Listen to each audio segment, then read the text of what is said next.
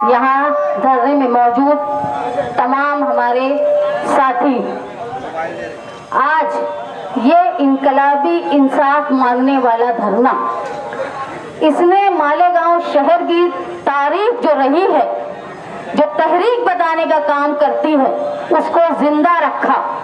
और जो निहाली सोच थी जुल्म और ज्यादती के खिलाफ आवाज उठाना, जो निहाल साहब कहा करते थे कि हमसे जो टकराएगा हम उससे टकराएंगे, ये काम निहाली वर्करों ने आज करके बता दिया। जहां नाइंसाफी होगी उसके खिलाफ मालेगांव शहर के निहाली लोग खड़े रहेंगे। और शिवाजी पुतले के पास, शिवाजी महाराज के पास खड़ा रहना तो हक पहला हमारा है, इसलिए कि उसकी तामीर में साथी निहाल अहमद साहब का नाम लिखा है और किसी दूसरे लीडर का नाम नहीं लिखा। हमारा सेकुलरिज्म तुम देखेंगे, मालेगांव शहर में साथी निहाल अहमद जब एमएलए रहे तो उन्होंने किसको अपना नेता बनाया, एमपी बनाया, याना जादव। लिस्ट बताऊंगी मैं हमारी सेकुलरिज्म की। उसके बाद हमने हमारे प्रेसिडेंट बने नवल राय शाह।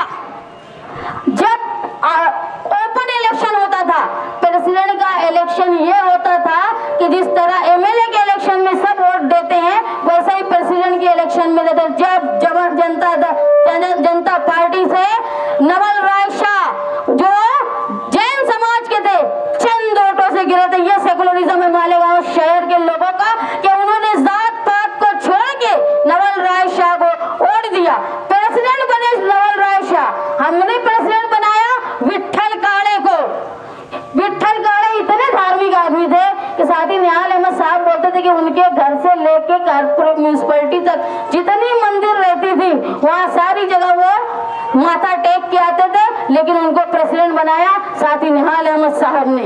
दीपक भोसले को प्रेसिडेंट बनाया साथी निहाल अहमद साहब ने।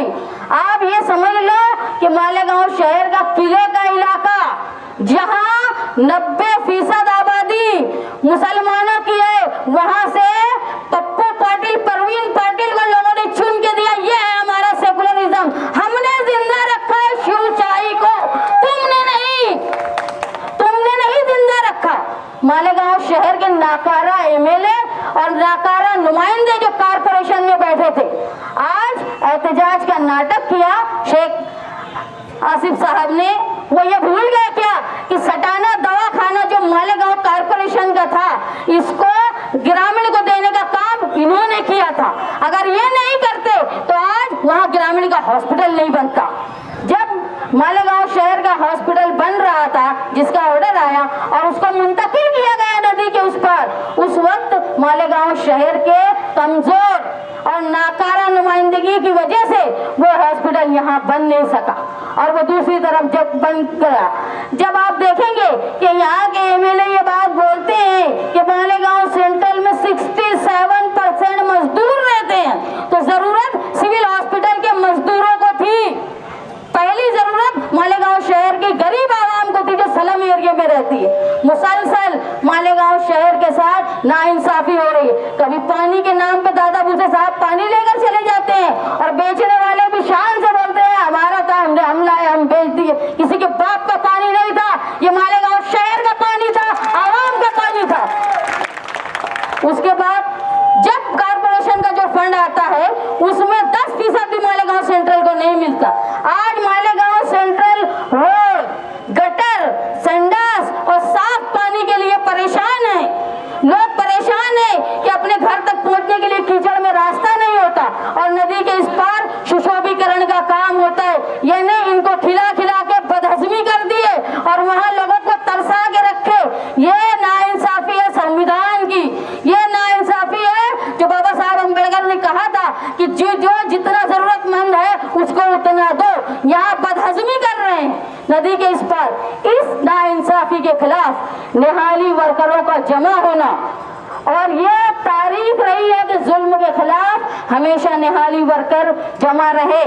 अगर ये लोग समझते होंगे कि 12 नवंबर के वाक़ये के बाद वो मालेगांव शहर के निहाली वर्करों को और आवाम को तहरीक चलाने से रोक देंगे तो आज उनकी खूंखुनी, उनकी समझ खत्म हो गई। ये हमारी ताकत थी कि हमने जहां मांगा परमिशन वहां हमको मिला, मजबूर होना पड़ा क्योंकि हमारे पास कानूनी समझ है। कुछ लोग तो ऐसे हैं कि हॉस्पिटल यहाँ से जा रहा है तो उसको बचा नहीं पा रहे और सफाई देते हैं कि कुछ नहीं जा रहा है, जबकि सिविल हॉस्पिटल जो है वो किसी ने नहीं लाया। मालेगांव शहर में बम ब्लास्ट में जो शहीद हुए, ये उनकी शहादत का निशानी थी, उसके बदले में हमको ये मिला।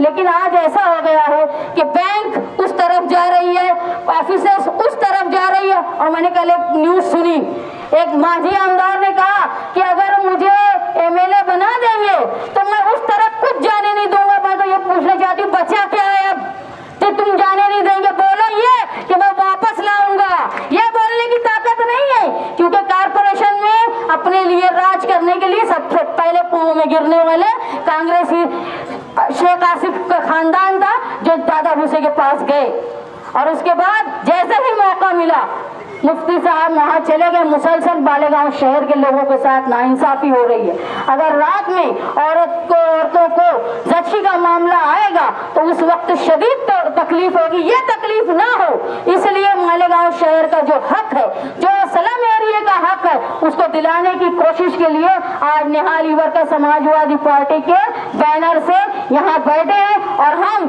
उस वक्त तक मांगते रहेंगे जब तक हमको हक मिल नहीं जाएगा। सरफरोशी की तमन्ना अब हमारे दिल में है, सरफरोशी की तमन्ना अब हमारे दिल में है, देखना है जोर कितना बाजुए कातिल में।